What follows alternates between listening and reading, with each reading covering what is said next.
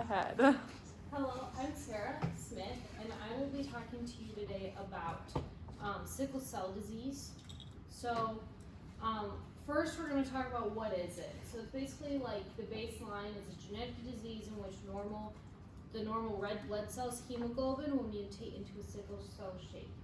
So the difference first is between we need to understand what a normal red blood cell looks like. So it's round in shape and it's very flexible. And then what happens with the mutation is the protein hemoglobin will get like rods and will make it very rigid, which will change the shape into like a crescent moon type shape, and will make it very sticky to the walls, and it usually clogs a lot of like blood vessels, which will cause a lot of problems, which we'll discuss a little bit later. So what are some of the causes / risk of this disease? One of them is genetic. It is full genetic. You have to get the gene from, or mutation I guess, from both parents. And like I said, then it will cause different changes in shapes into that sickle cell shape, which will then cause later problems in your life. If you just have one of the genes, so like let's say you get it just from your mom, and that means you're just a carrier, you will have some sickle cell cells in your body, but there's not enough that usually you don't present any symptoms. But there is a risk for being a carrier. You could end up, if you decide to have children, you could pass it on to your baby. So it's very important to talk to the doctor about that later. And it also is a huge risk factor for, and higher risk for African Americans to come down with or get the sickle cell disease. So some of the symptoms and assessments I have here is we have anemia. So usually it's not going to present, you're not going to see it come in as anemia, but it's going to come in as someone who's tired and fatigued.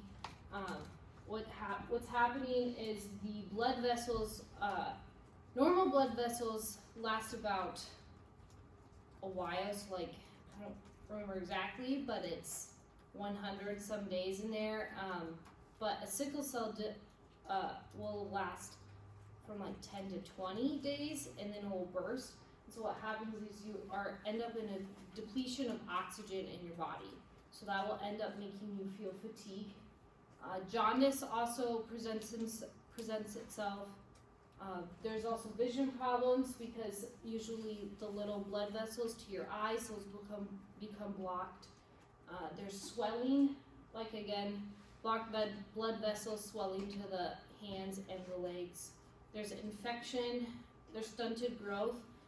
With sickle cell, it's gonna be presented like it's genetic, it's gonna be at birth. So with the depletion of like oxygen during your growth, and also it can be blocked, it can stunt the growth and giving the nutrition to different parts of the body. And so you can see smaller kids there. It also can create a stroke, again blocking those blood vessels to the brain, and then pain episodes. So then further along, they're not really like ones that will, so like, oh, you'll be able to see it, but these are some further complications that could happen. You could have acute chest syndrome. Usually that presents itself as like pneumonia. It's infection that happens in the lungs and the blood vessels being clogged in the lungs.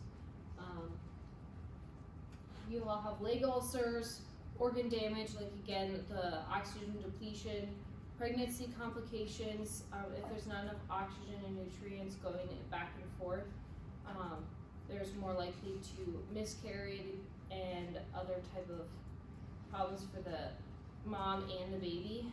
And then priapism, which is basically the blood vessels get clogged again and give painful erections for males only. So then we come to the diagnosis We have blood tests. This is the only way that they can diagnose you is through a blood test. Like again, it is genetic. However, usually in America, they're going to screen you as a baby. It's like routine. They'll screen you for it and test you. However, if you don't, for some reason, or in a different country, adults, they will be tested through their vein. They'll be taking bloods through their arm vein. And for babies, it's usually through the heel. You also can get testing through if your baby is inside, not born, they'll test your amniotic fluid. That will be able to diagnose and test your genes to see if you have sickle cell.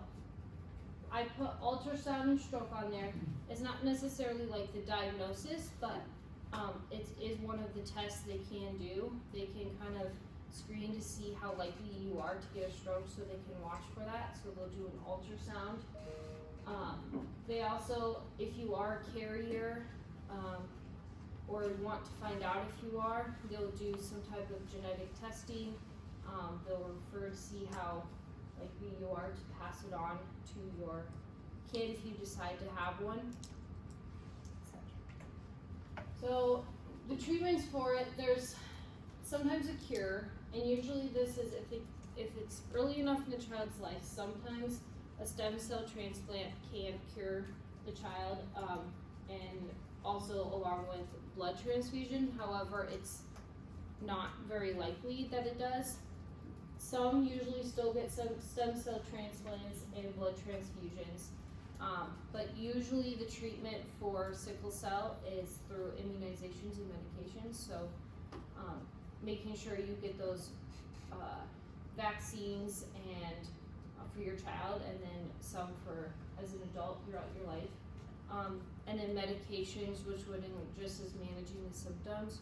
So it can be antibacterial to help with the infection we talked about earlier, different pain meds, and just a variety of different medications. And the prognosis and follow-up, most live healthy lives. There's usually no problems if you do the correct steps and follow what your doctor will say. So get regular checkups. As a baby, you're going to get them quite often. It's going to be about a couple months in there that it's going to be like every month, every 2-3 months. They really need to just check up on you and make sure everything's going right. As you get older, it usually ends up just being once a year. Another big thing is you need to prevent infection. That will help with a lot of different problems, as it does infect your spleen, and so that's why you are more prone to infections. So it's really important that you just do those healthy habits and practice preventing infections, and then healthy habits. So drinking plenty of water, eating nutritious food, abstain from smoking, alcohol, all those type of things, and then you should be able to live a most normal and healthy life.